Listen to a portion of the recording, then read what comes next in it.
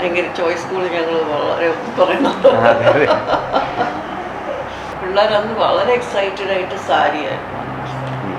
അപ്പോൾ ഈ പറഞ്ഞ ഏറ്റവും ആദ്യത്തെ ബ്ലൗസും ഒക്കെ എന്ന് പറഞ്ഞാൽ എനിക്ക് ഇതോടെ ഒരു സ്പെഷ്യലായിരുന്നു. ഒത്തിരി ഇത് പിന്നെ ഓരോ ഫങ്ഷൻ ഞാൻ അനിലിൻ്റെ അടുക്കെ ചെന്ന് basically we were designing dresses outfits എല്ലാം. ANJ അന്ന് നിങ്ങൾ തുടങ്ങിയിട്ടില്ലെങ്കിൽ we were already into exclusive പീസസില്ലേ. ഞാൻ മാത്രമേ ഉള്ളായിരുന്നു സീതാ സാധാ സൽവാസ്.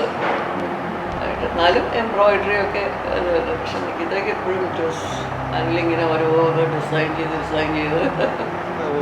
ഗവൺമെന്റ് ജംഗ്ഷനിൽ തന്നെ സെന്റ് റിസേഴ്സ് കോളേജിന്റെ അടുത്ത് തുടങ്ങിയപ്പോഴാണ് ഞങ്ങൾ 3 പേരുമായിട്ടുണ്ടായത്. അത് നമ്മൾ ആ മാർത്തോമ ചർച്ചിന്റെ ഓപ്പോസിറ്റ് ആദ്യത്തെ ഷോ. അതെ അതെ കല്യാണ ബ്ലൗസസ് ഒക്കെ എൻ്റെ കല്യാണ സമയത്ത് ബ്ലൗസ് ആരോ പറഞ്ഞ് ഞാൻ വന്ന് കേട്ട് എൻ്റെ സ്റ്റാർട്ട് ചെയ്തതാണ്. ഞാൻ അതുവരെ പലർക്കുമായിരുന്നു. പിന്നെ അന്ന് സ്റ്റാർട്ട് ചെയ്താവുള്ളൂ പാരീസുമായിട്ടുള്ള. ശരിയാണ്. ശരിക്കും ആ കാലഘട്ടം ഞാൻ ശരിക്കും ഓർക്കണ്ട. കാരണം അന്ന് ഞാൻ സ്റ്റോറിൽ വരുന്നുണ്ട്. അന്ന് ഓർഡർ സെക്ഷനിൽ ഇല്ലെങ്കിലും പഴയ ഷോപ്പാണ്. ഫാദറുള്ള സമയമാണ്.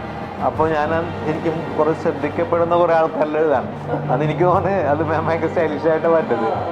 അന്ന് എനിക്ക് മാരേജ് കഴിഞ്ഞ അതെ അതെ സ്റ്റാർട്ട് ചെയ്ത ബ്ലൗസസ് വെഡിങ് ബ്ലൗസസ് അത് ഭയങ്കര ഈ പറഞ്ഞ പോലെ നല്ല രസമായി വന്നു.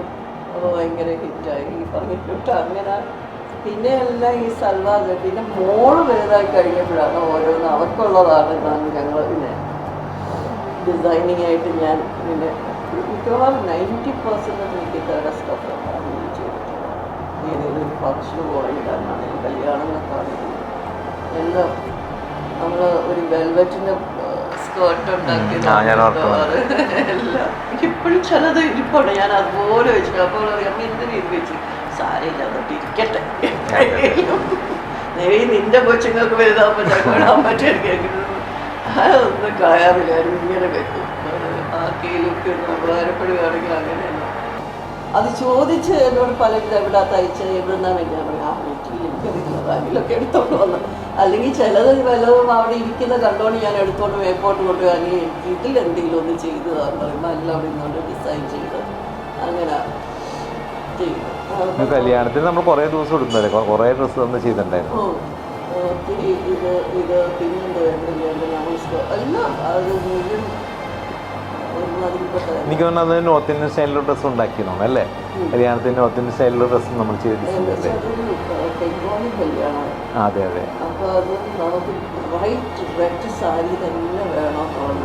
അതുകൊണ്ട് സാരി ഒന്നും ചെയ്യിപ്പിക്കാൻ പറ്റി. റിസപ്ഷൻ ബോംബെയിലുണ്ട്. അതിനായിരുന്നു ഞങ്ങളൊരു ടിഷ്യൂ വൈറ്റ്. നമ്മുടെ ഇവിടെ ക്രിസ്ത്യൻസ് വലിയ ആഗ്രഹം ഒരു ക്രിസ്ത്യൻസ് വൈറ്റ് സാരിയാണ്. അപ്പോൾ അങ്ങനെ ഒരു വൈറ്റ് സാരി അതിനായിരുന്നു ഓർഗൻ സാരിയാണ്. അന്നൊരു ഫാഷനാണ് ബിന്ദൂർ ബ്ലൗസ്. അത് നല്ല ഹിറ്റായ ബ്ലൗസ്. എല്ലാം എൻ്റെ ബ്രദറൊക്കെ ഇതിൻ്റെ ബ്ലൗസ് ഭയങ്കര അവിടെ ആദ്യമായിട്ട് അങ്ങനെ US-ലുള്ളവർ വല്ലപ്പോഴും നാട്ടിൽ വരുമ്പോഴല്ലേ ഈ ഫാഷനൊക്കെ കാണാറുള്ളൂ. അവരുടെ അവർ ഇവിടുന്ന് വിട്ടപ്പെട്ട സമയത്തെ കാര്യങ്ങൾ അവരുടെ മനസ്സിലേക്ക് അത് എല്ലാവർക്കും എനിക്ക് പേടിയുണ്ടായിരുന്നു. നമുക്കത് ചേരുമോ ചേർന്നത് നല്ല എല്ലാവരും വന്ന് ചോദിച്ചിട്ട് ബോംബെക്കാരൊരു ചോദിച്ചിട്ട് അവിടെ മിക്കവാറും എല്ലാവരും റെഡിമെയ്ഡ്സ് അവൈലബിൾ. അവരതെങ്ങനെ മേടിച്ചിട്ട് അവരത് കഴിപ്പിക്കാറേ ഇല്ല. അത് കുറച്ച് thank you so much. Thank you very much.